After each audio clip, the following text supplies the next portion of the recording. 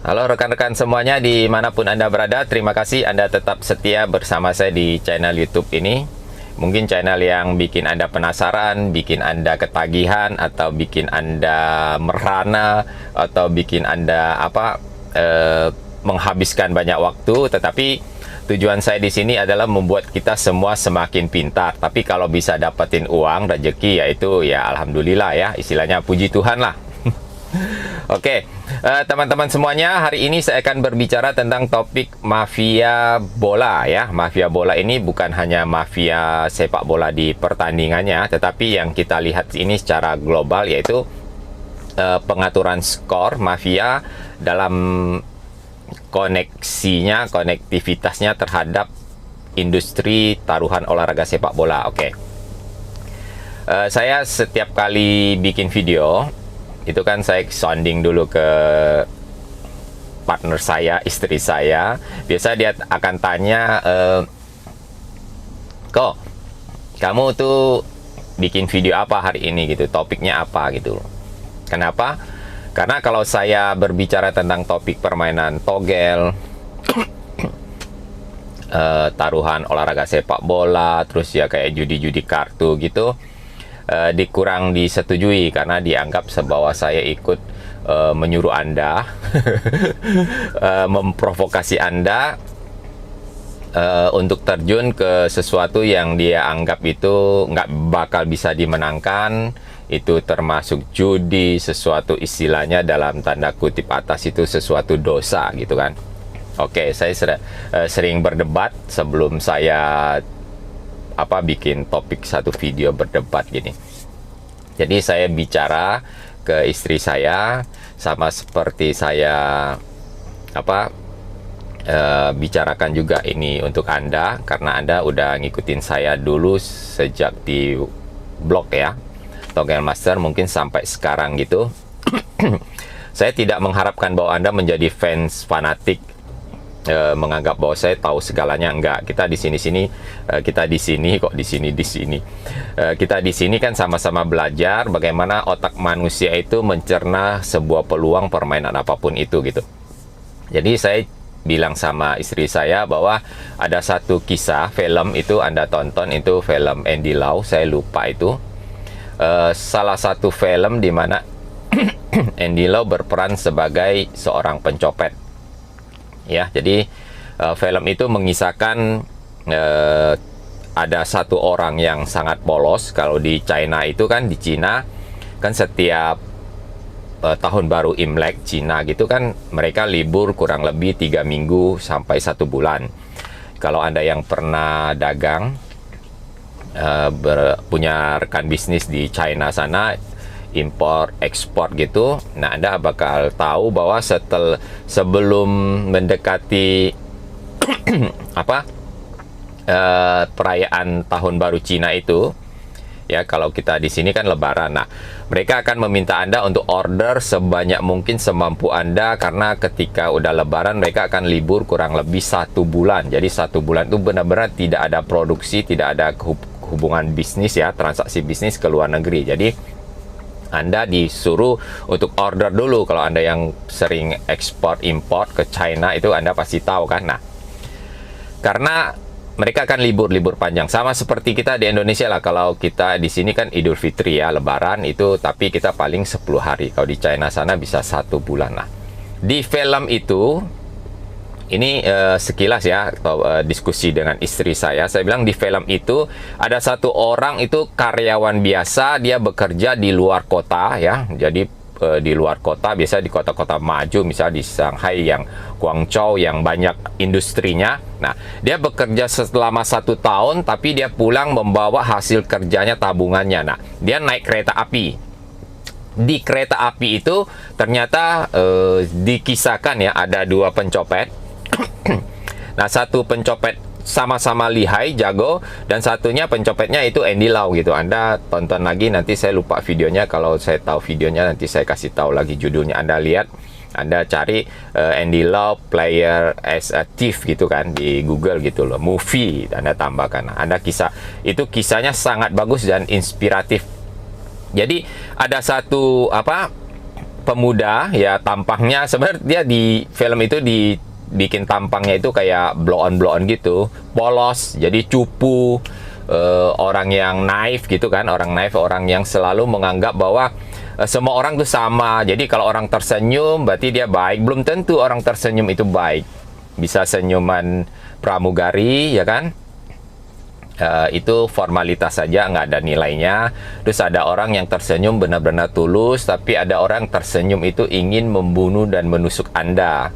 Nah, contohnya di film juga, di film Hong Kong itu kebetulan saya suka film-film gitu, film yang thriller, yang kriminal gitu, yang mengasah otak.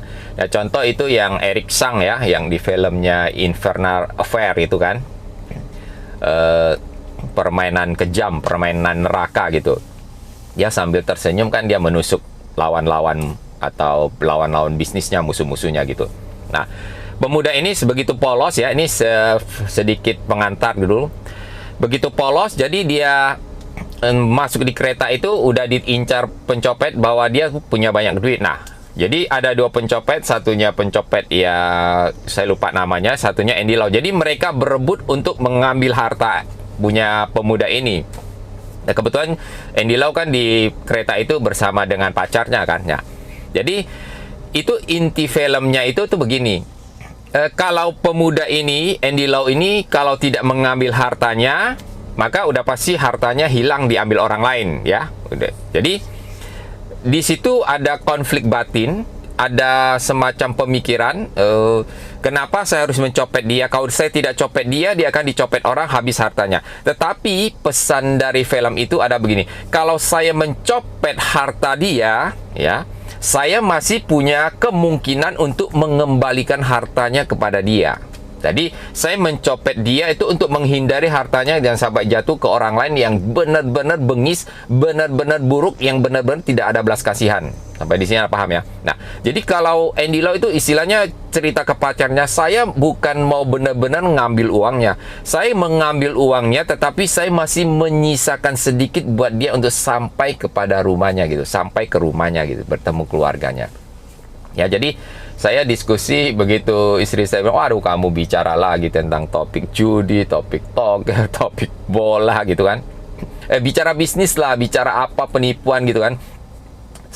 Jadi saya bilang, ini ada uang jatuh di jalanan, dompet, ada uangnya. Kalau Anda tidak mau ambil, it's okay. Tapi kalau saya ambil, Anda tidak bisa menyalahkan saya bahwa saya mengambil ini, bahwa saya mau uang itu. Belum tentu. Bisa saya ambil, saya simpan, saya lihat ada data-data pentingnya, nggak ada kontaknya, saya bisa kembalikan buat dia gitu kan. Jadi saya menyampaikan, saya bilang saya menyampaikan topik-topik ini, tujuan saya adalah supaya jangan sampai ada orang yang lebih bengis, yang tidak ada belas kasihan. Anda tahu kan di taruhan online judi, jangankan judi online, di kehidupan sehari-hari, sampai misal di real casino nggak ada belas kasihannya. Jadi kalau Anda di sini jangan Anda bersenang-senang. Kalau Anda mau main taruhan bola, mau taruhan sepak bola, kan udah saya ajarin teknik-tekniknya. Serius, ambil uangnya, jangan bercanda-bercanda ya. Boleh aja kan, antara cerita yang apa, antara anjing dan kelinci itu yang berlari, Anda udah paham, Anda udah nonton banyak video. Masa Anda nggak dapat sesuatu di sini gitu loh. Saya yakin kalau Anda dapat sesuatu di sini, makanya Anda support channel ini, Anda tonton, Anda nikmati gitu. Nah, jadi intinya adalah bahwa saya di sini menceritakan banyak topik itu supaya Anda belajar sesuatu, supaya Anda jangan sampai diambil orang yang tidak ada belas kasihannya gitu. Contoh lagi nih, baru-baru ini kan saya ada coba login ke Pragmatic Play. Anda tahu kan Pragmatic Play itu, terus dia ada kasino baru kan, terus dia ada namanya Speed Baccarat kan. Nah, Speed Baccarat jam 10 dia ada versi yang dealernya orang Indonesia gitu. Dia ada dealer Jepang, Inggris, China, terus ada Indonesia juga, ada Korea juga, ada banyak dealernya. Mereka ada Vietnam, mungkin perkembangan itu secara bisnis itu mereka ya kreatif gitu kan harus menawarkan sesuatu yang baru di tengah persaingan bisnis yang sangat ketat ya ini. Nah, jadi Anda lihat, Anda coba Anda join, bukan join ya, bukan main. Anda lihat terus di sini kan ada banyak pemainnya dan orang Indonesia. Nah, itu kan ada kolom di atasnya tuh kan ada kolom chatting gitu kan. Jadi antar pemain itu Anda bisa chat. Anda lihat di situ, Anda lihat pemain judi online Indonesia betapa bodoh-bodohnya. Mohon maaf ya. Di situ ngobrol ngalor ngidul. Saya nggak tahu ya kalau memang dia ada yang sengaja untuk meramaikan itu, ditugaskan untuk meramaikan, bisa aja kan nama permainan ini kan bisa disetting supaya ramai, digaji kerja di Filipina atau di mana, di Kamboja atau di mana gitu. Kamu tugasnya adalah menjaga ruang chatting ini, ya, bisa aja kan. Nah, di situ ngobrol ngalor ngidul yang nggak penting, dia kalah berapa puluh juta habis jualan ini jualan itu, betapa konyolnya gitu kan. Anda nggak bisa ngobrol, Anda main di kasino real pun Anda nggak bisa ngobrol, bersenda gurau. Di situ kan kita bicara dapat uang.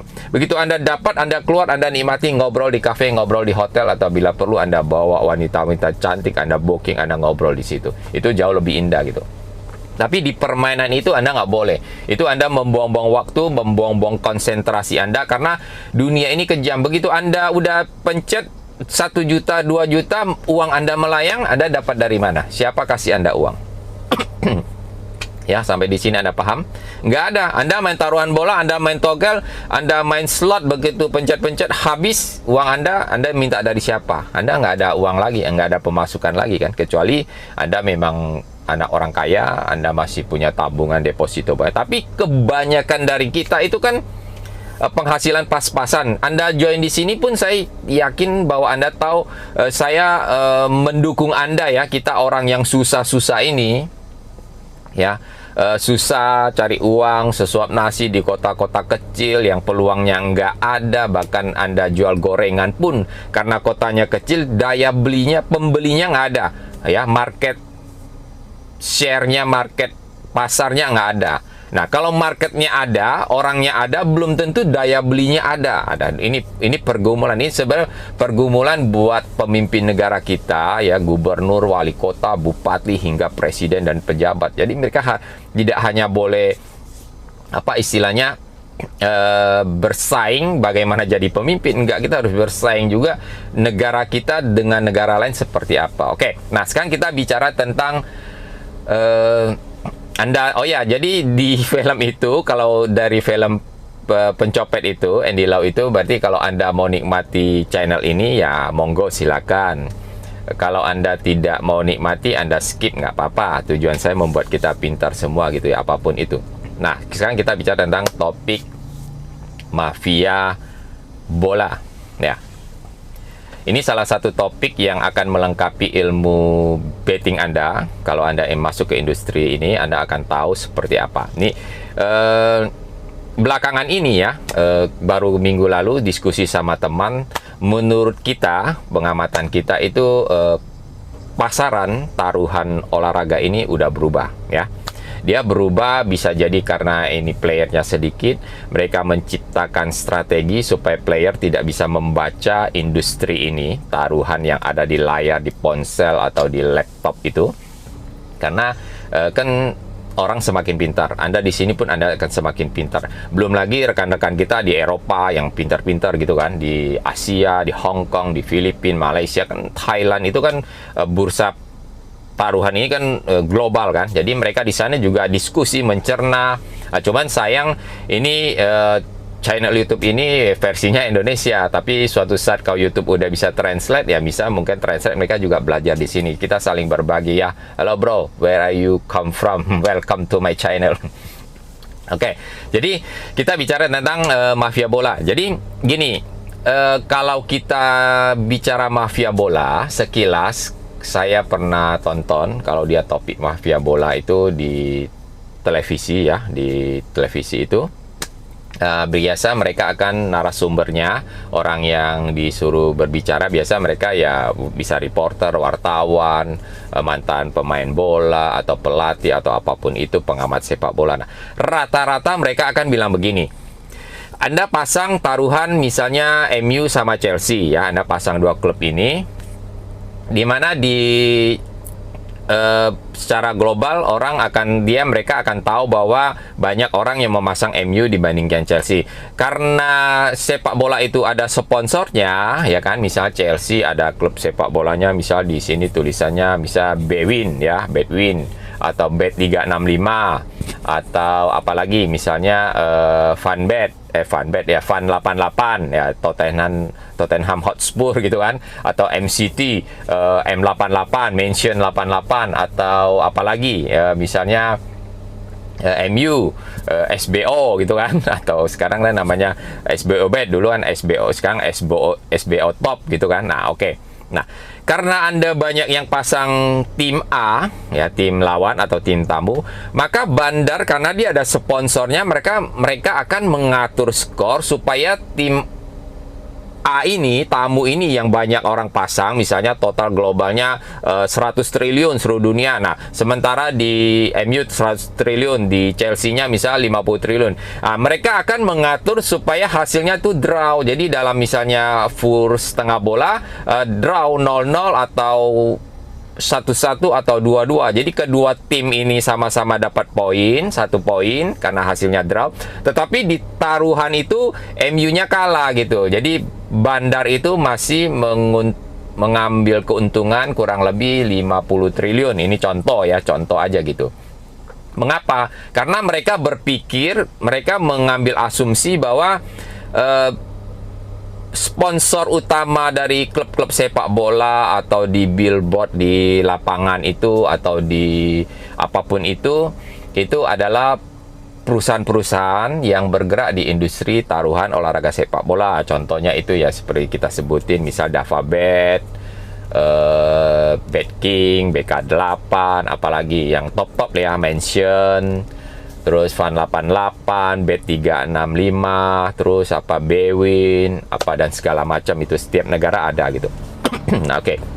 Itu secara sekilas tuh begitu, benar ya, karena mana ada sih orang industri yang buka gitu, dia jelas-jelas mau mereka kalah gitu kan. Dari total komputer itu kan ketika bola jalan kan dia mulai kan dia udah tahu secara global bet seluruh dunia tuh seperti apa. Nah, tetapi kan masih ada yang namanya peluang di in running betting kan. Jadi kan masih orang bisa cuci bola itu melihat siaran langsung dari pertandingan itu. Oke, gini. Sekilas itu benar. Tetapi saya ingin aja Anda untuk mulai berpikir ya. Kira-kira anggapan itu, asumsi itu cukup tepat atau enggak? Nah, sekarang pertanyaan saya untuk Anda. Anda udah lama ngikutin channel ini ya. Di industri taruhan bola, pasaran taruhan olahraga apa yang paling besar nilai return-nya? Jadi uang yang dihasilkan paling besar di mana? Anda coba. Misalnya dari handicap ya, Asian Handicap, OU over under, apalagi double chance, 1x2, fast market, tebak skor, correct skor, apalagi outright tebak juara ya, apalagi ya, mix parlay ya, mix parlay yang paling Anda sukai atau apapun itu. Oke, gini. Nah, dari semua itu yang memiliki nilai pengembalian hasil yang paling besar itu adalah mix parlay ya. Anda paham ya? Makanya banyak yang apa? Yang senang main taruhan mix parlay. Kemarin kita udah uji coba ya mix parlay itu. Ini sedikit info aja. Saya tahu bahwa kita kan orang susah, kadang berharap cepat kaya ya. Di industri ini tidak ada istilahnya cepat kaya, enggak. Tetapi kalau kita mencoba, pelan-pelan kita belajar, kemungkinan besar kita akan memecahkan permainan ini ya. Meskipun sulit. Nah, kenapa kemarin saya coba mix parlay terus kayak berhenti? Saya tetap mencoba, cuman karena meleset ya. Jadi saya posting lagi, kalau Anda ikutin kan sayang gitu kan. Tetapi saya uji coba. Kemarin kan uji coba yang kalau Anda lihat itu di screenshot di postingan ya, di komunitas itu kan Anda bisa baca bahwa saya uji cobanya seperti apa. Saya uji coba yang 075 ya, 3/4 bola. Terus saya lihat dia 09 itu oddsnya seperti apa, hasilnya seperti apa. Kemudian saya coba lagi yang kemarin secara random. Kemudian lagi kemarin saya coba lagi, saya ambil yang posisi, tapi saya nggak posting karena takut menyengsarakan Anda, membuat Anda masuk ke jebur ke got lagi kan, ke samudra gitu kan. Kasihan, meskipun belum tentu Anda pasang misal 10.000, 20.000, itu bagi saya tetap kasihan gitu kan. Sangat disayangkan, bukan gitu. Meskipun uang kecil, kita kan harus menghargai uang kecil. Nah, kemarin saya coba yang sebelah kiri itu yang istilahnya tim tandang, tamu, yang ngefur setengah bola. Saya lihat hasilnya, oddsnya sedemikian, tapi saya udah ada datanya. Saya pelajari lagi, dan Anda kalau mau mix parlay, nanti kita akan coba main di mix parlay lagi. Anda harus bersabar karena ini kan nggak gampang. Ini kan udah saya jelasin dari awal bahwa ini kemungkinannya susah, semakin banyak dikombinasikan kan semakin susah. Tetapi peluangnya, returnnya, hasilnya itu sangat besar sekali. Oke. Makanya banyak orang yang suka main mix parlay, tetapi ya susah sekali. Ya, susah bukan berarti nggak bisa. Bisa, tetapi kita harus belajar terus supaya nanti begitu kita temu formulanya, ya kurang lebih, oh dia nggak bisa lari, dia pasti begini. Nah, nanti kita turunkan, semoga bersama-sama kita mencapai kejayaan. Karena saya tahu Anda orang judi itu kan maunya cepet kaya kan, cepet bayar hutang segala macam. Nggak ada ya. Kalau mau memang berikan waktu buat kita sama-sama temen ya, Anda belajar juga, Anda lihat, udah saya banyak sharing videonya. Semoga Anda menemukan celahnya ya. Tapi kalau untuk sekedar menang, nah hari ini mau 50.000, 100.000, saya yakin Anda udah dapat ilmunya. Anda main in running betting, terus Anda main yang namanya bola jalan, itu bojal 1, bojal 2, bojal 3. Anda lihat yang pagi-pagi itu Meksiko, Costa Rica, Anda lihat dia skornya 0-0, Anda main over gitu, udah pasti ya. Tapi karena kan, tapi itu kan uang kecil. Ya, dapetin uang kecil dulu bro, teman-teman semuanya. Saya tahu susah ya, saya juga pernah ngalami masa-masa susah, belum saya cerita nanti di Untold Story nanti ya. Tapi kita akan berusaha di mix parlay supaya begitu tembus semuanya bisa bersorak-sorai, bergembira. Karena mix parlay itu dengan bet misalnya kita pasang taruhan 10.000, kita kombinasikan 30 laga ya. 10 laga aja susah, 1 laga aja kadang meleset gimana. Nah, tapi kan hasilnya itu bisa miliaran, sampai sistem bettingnya itu menolak Anda. Anda perhatikan kan? Berarti mereka takut kan? Jadi ditutup. Jangankan 10.000, 1.000 rupiah aja di CMD 365 kan ada yang bisa bet 1.000 rupiah kan. Anda kombinasikan 30 laga, 27 laga, udah MM-an itu pasti dia langsung kunci. Karena dia sistemnya kan perkalian, oddsnya 2 kali 1, 8 kali dikali terus kan, 30 laga itu bisa sampai 500-an juta langsung ditutup. Anda naikin 2.000 nggak bisa, tapi Anda 1.000 bisa. Meskipun itu mustahil, tapi ya itu nilai yang bisa kita dapatkan. Jadi mix parlay adalah pasaran taruhan sepak bola yang paling besar pengembaliannya. Oke? Itu mix parlay, tapi itu sesuatu yang semakin tinggi semakin mustahil ya, tapi kita boleh coba, jangan putus asa. Nah, sekarang yang kedua apa? Anda coba perhatikan baik-baik. Kalau Anda memang serius terjun di sini, Anda kan harus tahu, Anda harus uji coba kan, fast market seperti apa, red card seperti apa, terus kick off siapa gitu kan. Nah, first goal, last goal, double chance, Anda harus pelajari. Kalau Anda nggak belajar terus Anda anggap supaya Anda bisa beruntung, Anda menang, itu mustahil bro. Ya, Anda harus serius. Anda belajar nggak mesti dari sini. Anda belajar dari teman, Anda diskusi. Kalau dia setengah bola, dia full balik itu, kalau dia kena care rata-rata menang loh. Anda ngikutin gitu, Anda pelajari lagi gitu kan. Kira-kira bener nggak gitu. Nah, itu diskusi sama teman-teman Anda sambil ngobrol di warung, sambil minum kopi, menyeruput sebatang rokok gitu kan. Anda pelajari. Nah, terus yang kedua apa? Yang kedua adalah taruhan yang disebut misal outright. Outright juga besar nilainya. Outright itu kan tebak juara. Misalnya siapa yang akan memenangkan laga Liga Champions. Sebelum liga itu dimulai kan dia ada pasaran awal, ada pasaran live hari ini, live ya, langsung hari ini. Terus kan ada awal. Nah, di awal itu kan ada early marketnya ada outright. Outright itu kan tebak juara. Misalnya Anda tebak Aston Villa juara Liga Inggris, ya itu kan oddsnya kan udah aneh kan, masa Aston Villa. Nah, salah satu yang jadi jutawan miliarder di Inggris itu adalah orang yang pernah nebak Leicester City itu juara Liga Inggris, dan ternyata juara Liga Inggris dan tidak diperhitungkan, langsung miliarder. Nah, itu outright, itu cukup besar. Nah, tetapi yang paling besar nomor itu kan tergantung oddsnya kan. Nah, tapi yang nomor 2 setelah mix parlay yang paling besar pengembaliannya adalah apa? Saudara-saudara semuanya, adalah tebak skor, correct score. Nah, sampai di sini ada paham ya. Jadi, mafia bola adalah sebuah ungkapan atau yang sering orang bilang adalah match fixing, ya, pengaturan pertandingan, skor fixing, pengaturan skor, atau orang bilang itu adalah bola gajah, ya.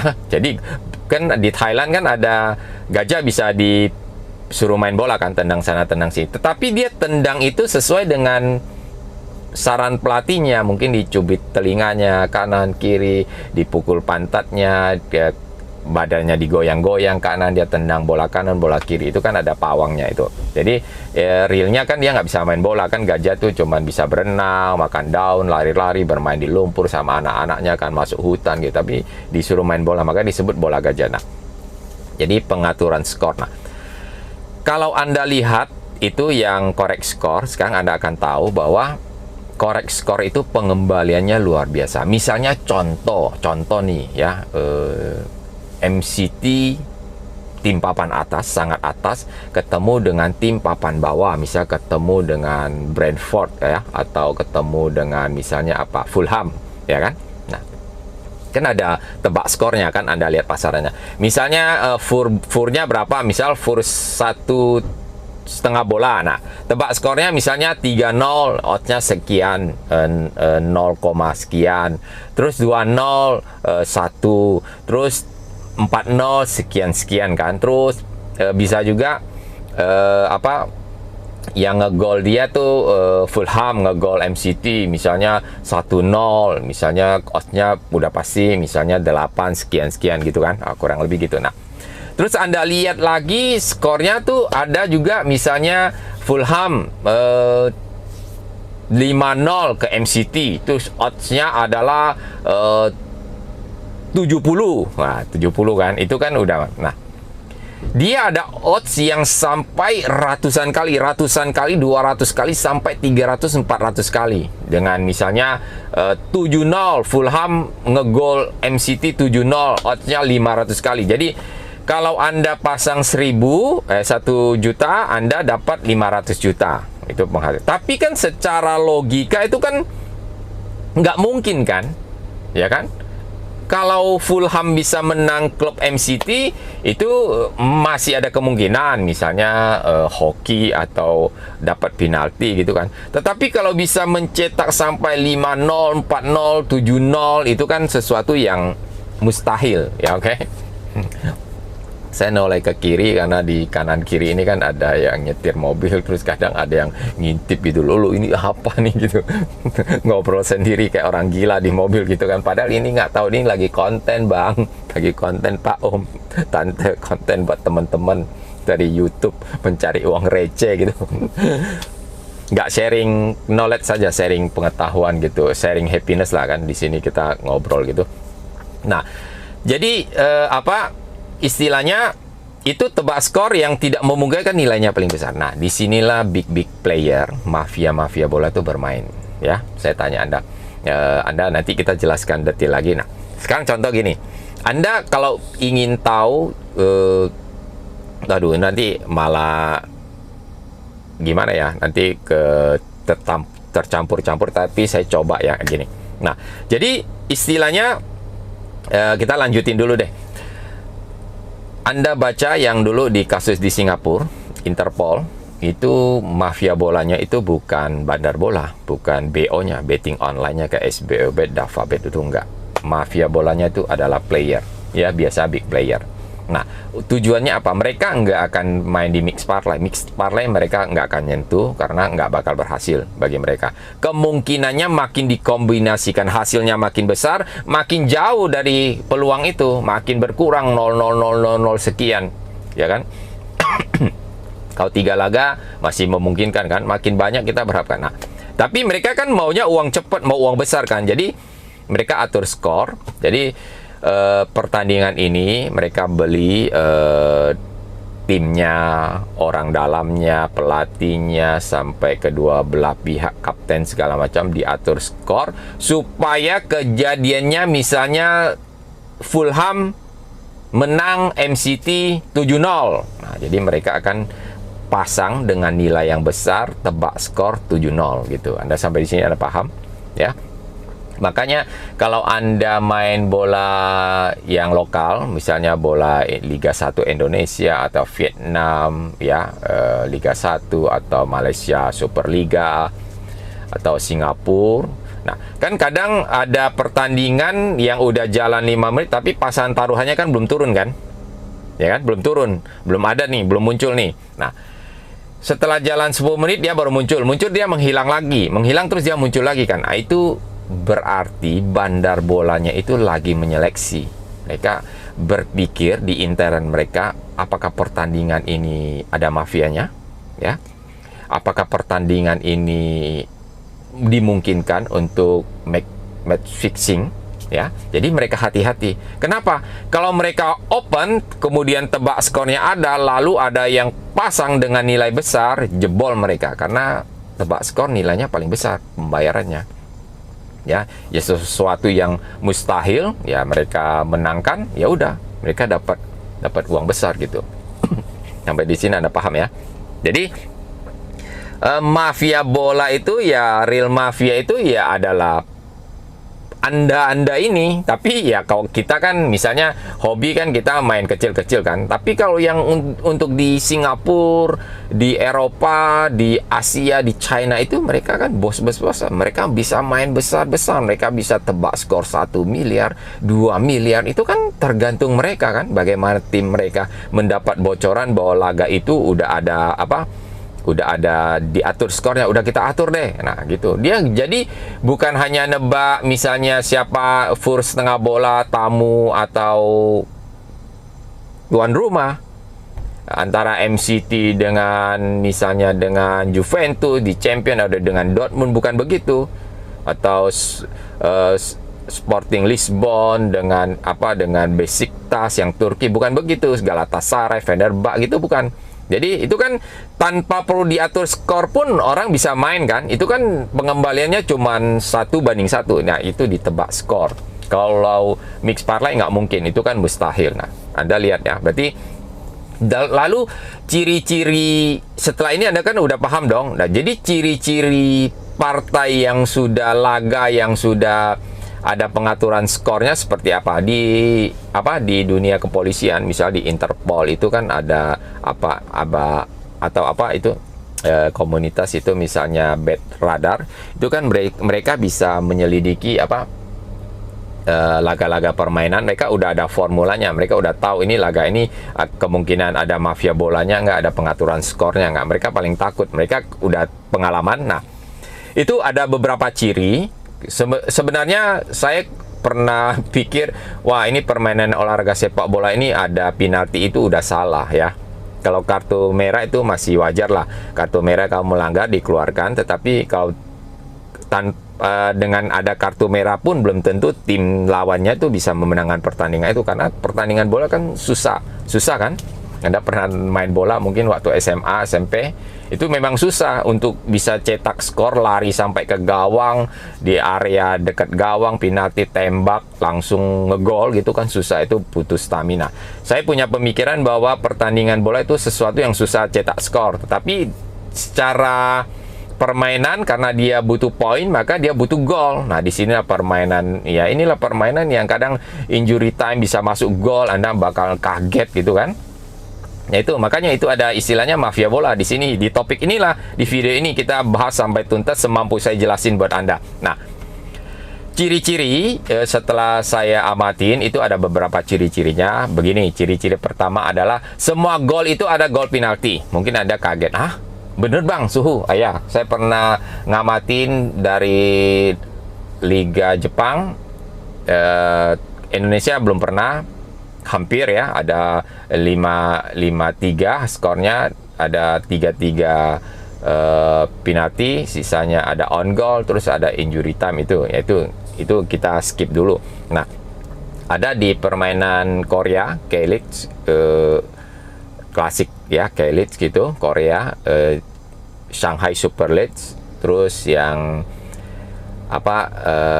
Jepang, Jepang divisi 1, J1, Japan J1 gitu. Nah, itu ada golnya 3-3, golnya 4-4, itu semua penalti. Anda bayangin ya, 4-4 penalti, itu saya nggak ngerti deh caranya gimana. Itu udah bisa dikategorikan sinyalnya, tapi kan kita bukan Interpol kan, kita kan cuman pengamat aja kan. Itu pengaturan skor ya. Pengaturan skor udah diatur. Nah, itu ciri-cirinya. Ada penalti, ada on goal, terus laga baru dimulai 1 menit, 2 menit udah cetak gol, padahal itu nggak ada pemain sekelas Lionel Messi, terus ada Ronaldo atau David Beckham, nggak ada, atau Ronaldinho ya, nggak ada. Langsung 1 menit, 2 menit cetak gol.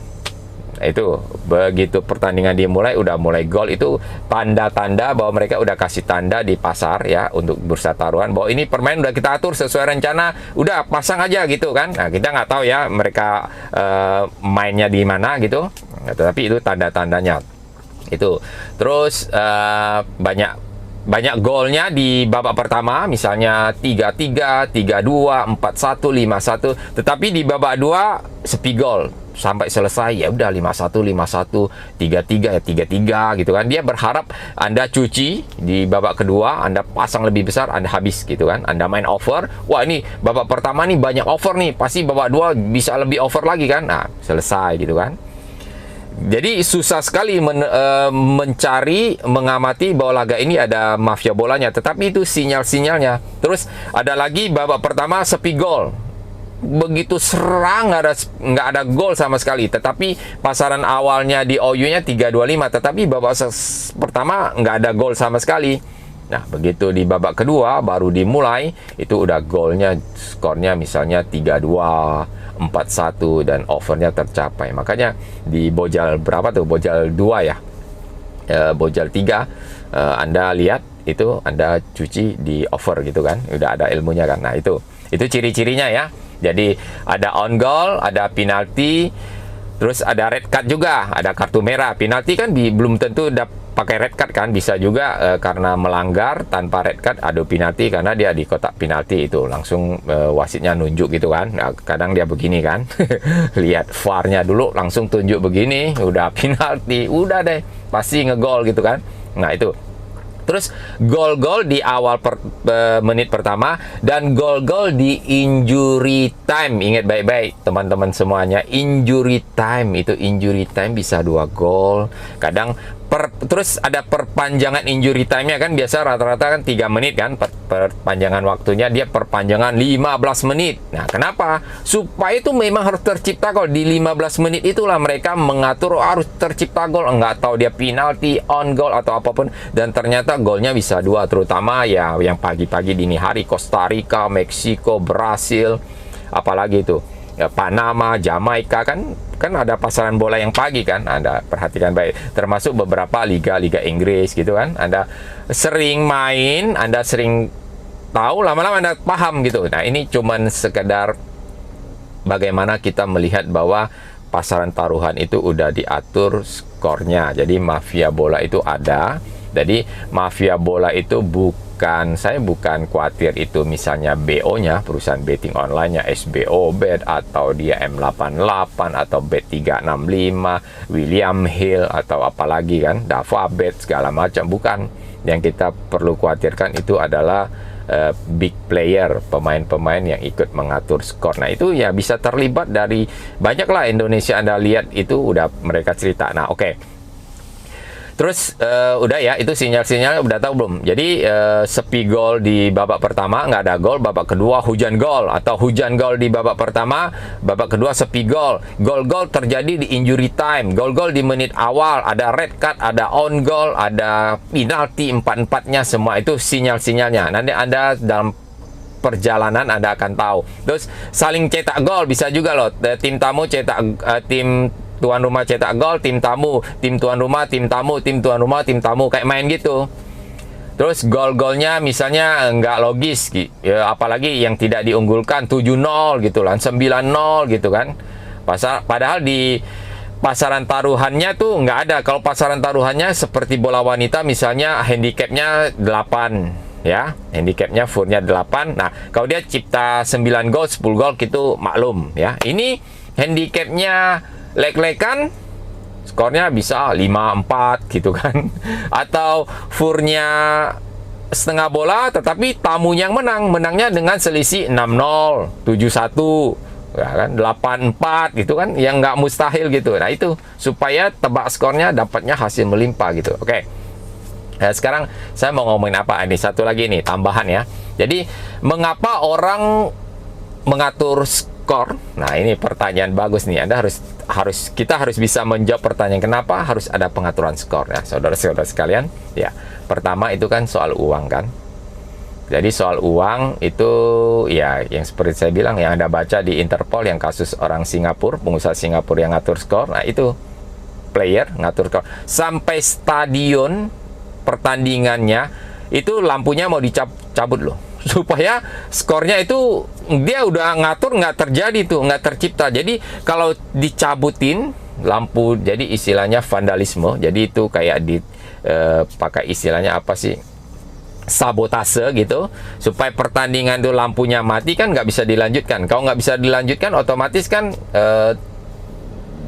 postpone kan hasil uang dikembalikan kan, atau ditunda, nanti begitu lampunya selesai setengah jam apa 1 jam dibenerin, dilanjutin kan. Nah, dilanjutin itulah mereka lagi nego supaya sesuai harapan mereka, skornya mau sekian gitu. Nah itu pertanyaannya, penjelasannya gitu kan, itu modusnya sampai secanggih itu. Jadi bukan cuman menyogok wasit, pemain aja gitu, bukan.